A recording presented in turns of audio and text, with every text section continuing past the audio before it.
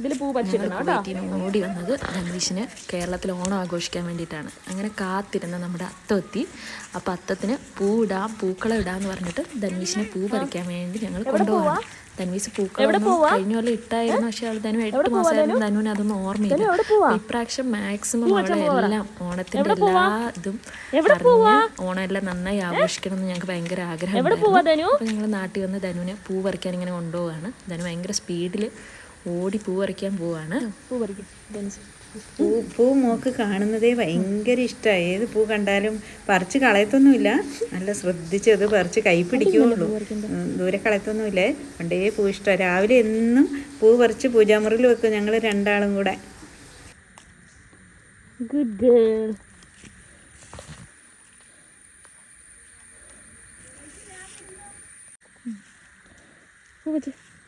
പൂ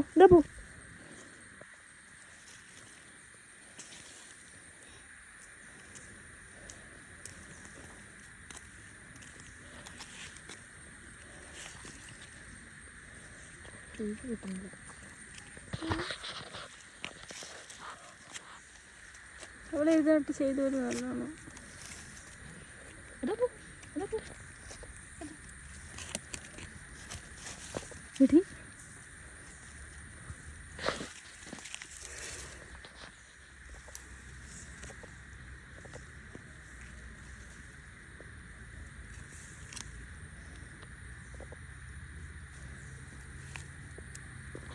കണ്ടിരുന്നുണ്ട് ചീപ്പ് ഐഷി എടുത്ത വെച്ചിന് എനിക്ക് പേടിയാ.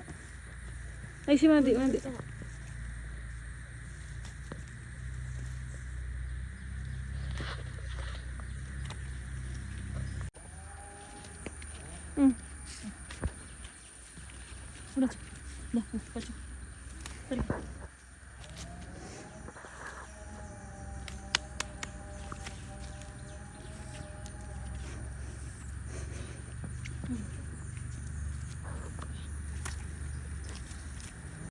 കിട്ടുന്നില്ല.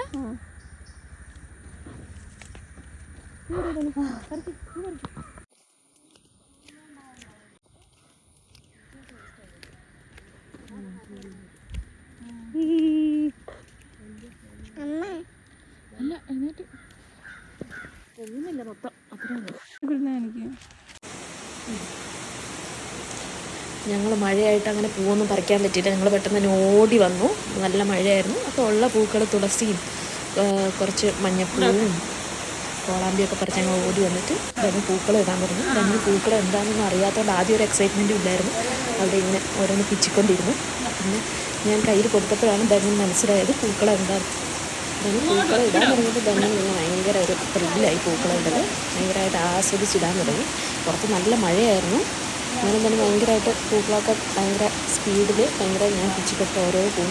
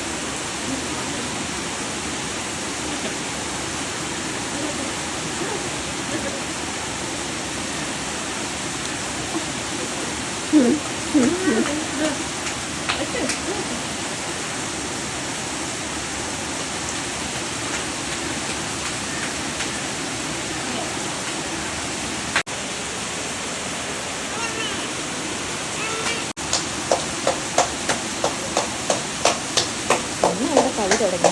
അത് ഞങ്ങൾ പൂക്കളിട്ടതെല്ലാം മാറ്റണം.